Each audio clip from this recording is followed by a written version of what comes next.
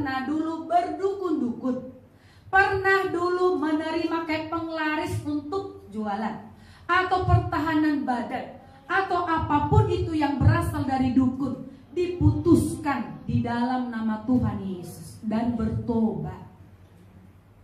Itu Bapak Ibu. Karena kalau penyakit daripada apa yang kalian lakukan di masa lalu gak langsung bereaksi, gak langsung bereaksi. Itu bisa setelah kalian contohnya ini udah gak memerlukan dia lagi. Contoh waktu kerja sebagai polisi, sebagai tentara diterima pertahanan badan. Tapi setelah sudah selesai itu udah gak dipakai lagi, disitulah kelihatan penyakitnya. Di situ. Karena juga ada beberapa polisi-polisi yang sudah pensiunan datang juga ke sini mengalami pelepasan. Nah, jadi saya mau bilang begini, mari Bapak Ibu, tujuan kehidupan kita di dalam dunia ini adalah untuk memuliakan Tuhan. Ketika kita percaya kepada Tuhan Yesus, ketika kita ada bersama-sama dengan Dia di dalam dunia ini, maka janji Tuhan Dia akan menyediakan tempat bagi kita. Di rumah Bapa itu ada rumah yang dari emas yang akan dibangun. Dia akan sediakan. Jadi jangan kita berpikir hanya kita menikmati di dalam dunia. Enggak, di dunia ini kita ini seperti ada di padang gurun, di mana bangsa Israel ketika keluar dari tanah Mesir, mereka menderita, mengalami banyak hal di padang gurun. Dunia ini berbicara tentang padang gurun. Ini cuma tempat sementara bagi kita Bapak Ibu. Kalau kita sudah meninggal, pertanyaannya, masukkah kita ke surga? Kemana kita? Itu pertanyaannya. Karena kehidupan manusia dimulai setelah dia meninggal. Bukan saat di bumi ini, enggak. Kehidupan manusia dimulai setelah dia meninggal. Setelah meninggal. Karena kita di dalam dunia ini hanya sementara. Umurnya manusia bisa juga 30 tahun, 40 tahun, 50. Di dalam firman Tuhan dikatakan kalau dia kuat 80. Tapi umurnya manusia hanya 70 aja. Tapi kalau kuat dia 80, berarti kalau lebih daripada 70 dia bonus, memiliki bonus. Makanya kalau kita lihat rata-rata manusia meninggal 50, 55, 60. Nah, pada saat ini setelah kita meninggal kemana kita? Percaya nggak Bapak Ibu? Jangan bilang di situ kan saya orang Batak Bapak Ibu. Orang Batak asli dari desa Purbatua sana.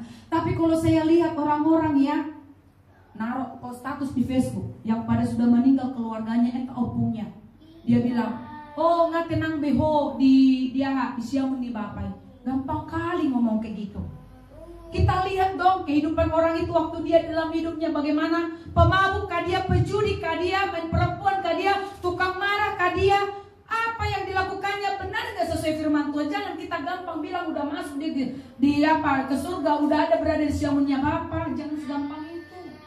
Makanya berbicara tentang ada dua jalan yang sempit sama yang lebar. Makanya dibilang menuju surga itu sangat sempit, sesak jalannya, sulit. Karena memang hidup kita dituntut untuk kita bersih, hidup kudus di hadapan Tuhan.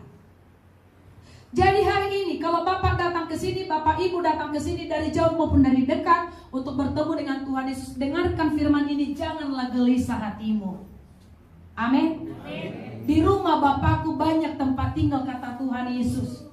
Tapi syarat untuk kita bisa mendapatkan rumah itu, kita harus percaya, bertobat di dalam kehidupan kita, dan tetap taat sampai akhir nafas hidup kita. Itu syaratnya. Mari kita baca lagi ya Bapak Ibu, kita lihat lagi. Di mana dikatakan di sini tadi ayatnya yang ketiga ya.